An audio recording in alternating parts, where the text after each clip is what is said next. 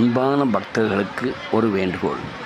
திருவண்ணாமலை சென்று வந்தால் அவர்கள் குறையே நீங்கும் என்ற நம்பிக்கையின் அடிப்படையில் திருவண்ணாமலைக்கு பாத யாத்திரையாக கிரிவலம் சென்று வருகிறார்கள்.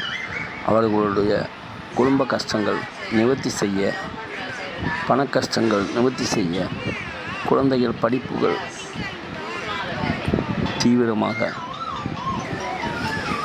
குடும்பத்தில் உள்ள அனைவருக்கும் நோய் நொடி இல்லாமல் நல்ல விதமாக இருக்க, மனக்கஷ்டங்கள் தீர, பணக்கஷ்டங்கள் தீர, வாழ்க்கையில் முன்னேற வேண்டும் என்ற கஷ்டங்கள் தீர மற்றும் அவர்களுடைய மனக்கஷ்டங்கள் அனைத்தும் நீங்கி நீண்ட காலம் நீடூழி வாழ்கவும், நெடுங்காலம் நல்ல முறையில் பிள்ளைகள் பேத்திகள் அனைவரும் நல்ல முறையில் இருக்க திருவண்ணாமலைக்கு சென்று வந்தார்.